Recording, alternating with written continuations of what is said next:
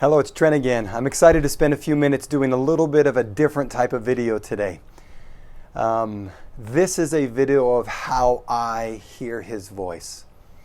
In my quest to hear His voice, here's one way I use the scriptures to hear His voice. My oldest daughter was getting ready to turn 16 years ago. I was super excited for her opportunity to start dating and driving. She was excited, a little bit nervous. I had talked to some of my friends whose daughter had already turned 16 about their experience and their worries. And to be honest with you, for months I pondered, what could I do as a father to facilitate honorable dating with my girls? We have 4 little girls.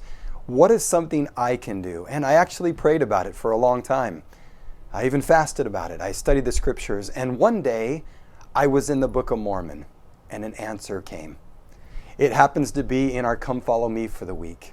So if you'll go with me to Mosiah 20, let me show you the answer I got and what I do when a boy shows up to take my daughter on a date. First, you need to know when my daughter turns 16, each of them, I have 3 daughters that are already 16, I give them a special 16th day birthday present from Dad. And what I give them is this, a baseball bat. Usually, we let them go and choose the color of baseball bat. It's a wooden bat. It's a real bat. And a color of marker that they'll use. And so this was my daughter Ashlyn's baseball bat. Her name is right there. And you'll notice there's writing all over the bat. This baseball bat on their 16th birthday is not about threatening the boys when they come over to take them on a date. Let me show you how it works, how the baseball bat works when a guy comes to my house to take my daughter on a date. And what does it have to do with this, a dragon keychain? So each boy that comes over gets a dragon keychain when they leave on the date with my daughter. So instead of explaining it, I want you to experience it. So if a boy came to my door to take my daughter on a date, in the front room of our house, they would walk in and my daughter would grab the baseball bat and they would have the boy sign and date the baseball bat. If it's their second or third date, then they'll put underneath their name, they'll put the next date of their date.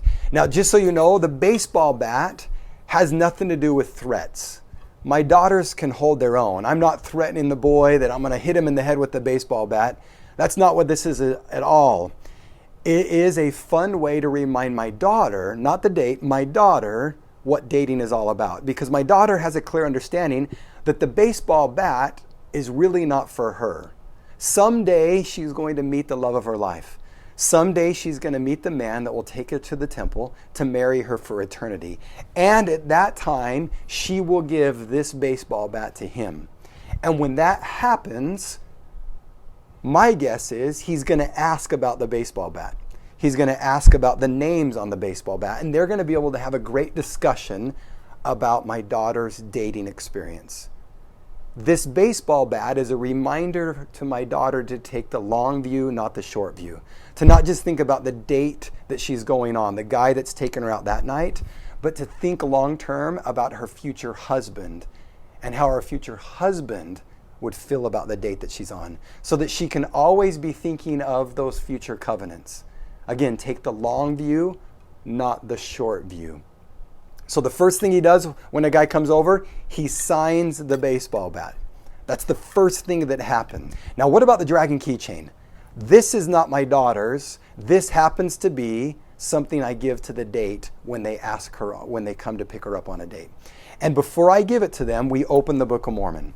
So even if they're not yet a member of our church, we still open the Book of Mormon.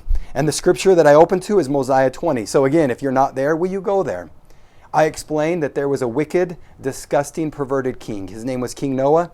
He was one of the worst guys in all the Book of Mormon. And he and his men were idiots. In fact, when the Lamanites came, he told his men, leave your women and children for the Lamanites to capture, and let's go save ourselves. Now, eventually, Noah died, and his son, King Limhi, took over. King Limhi tried to repair the damage that King Noah had done. He tried to be a man of God. And in the midst of that, the Lamanites came a couple of times to destroy his people. And in one of those times, you have this beautiful verse. It's the verse I use in the front room of my house when I give a young man the dragon keychain. I explain a little bit of the background, and then I explain these two verses, and we read them together. Verse 10, and it came to pass, the battle became exceedingly sore, for they fought like lions for their prey. And verse 11 is the key.